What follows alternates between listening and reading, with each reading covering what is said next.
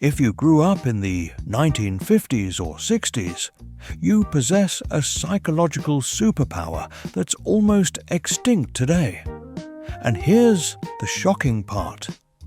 Scientists say this one skill is the reason people over 60 are more resilient, more content, and better equipped to handle life's challenges than generations half their age.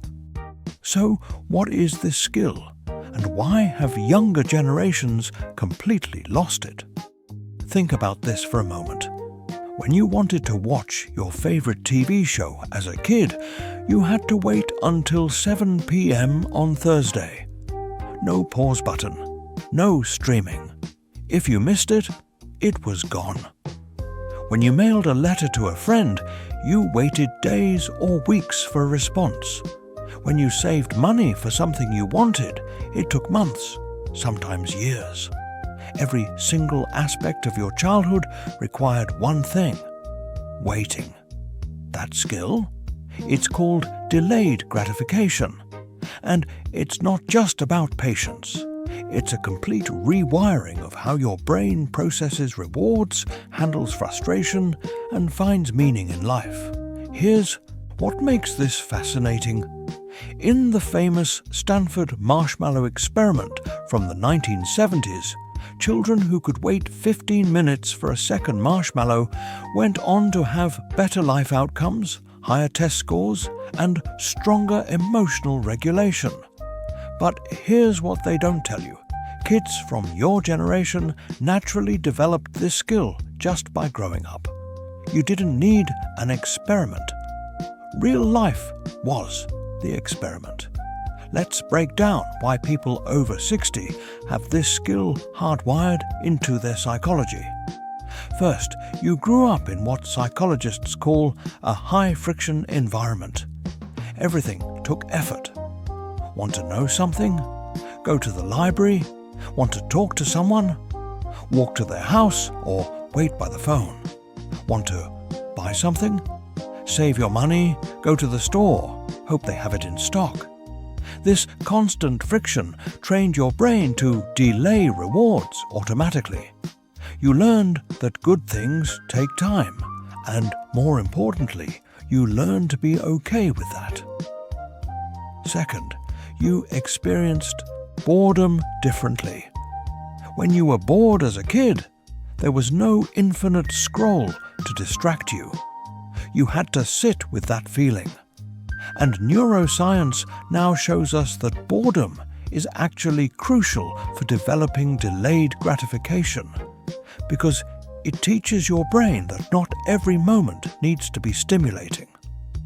Third, your generation grew up with analog feedback loops. When you planted a garden, you waited months to see results. When you built something, it took days. When you worked toward a goal, progress was slow and visible. This taught your brain that meaningful rewards require sustained effort over time. Now, contrast that with today.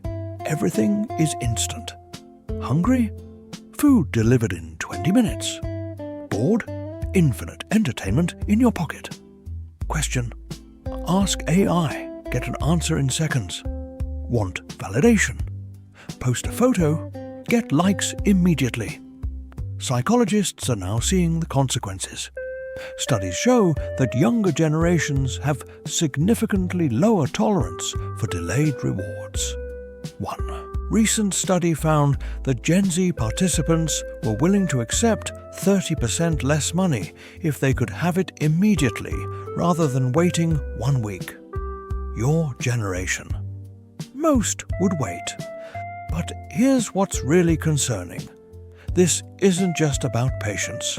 Delayed gratification is directly linked to resilience, life satisfaction, and the ability to handle adversity.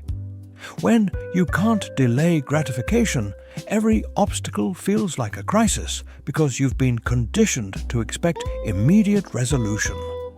So why does this matter?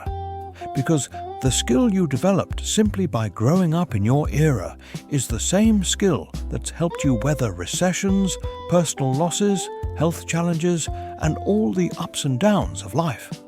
You learned early that you can survive waiting, that discomfort is temporary, and that the best things in life require patience. And that's not just a skill. That's wisdom. That's resilience.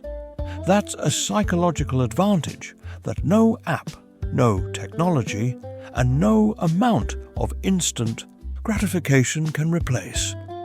The world may have changed, but your generation, you're built different. And science is finally proving why.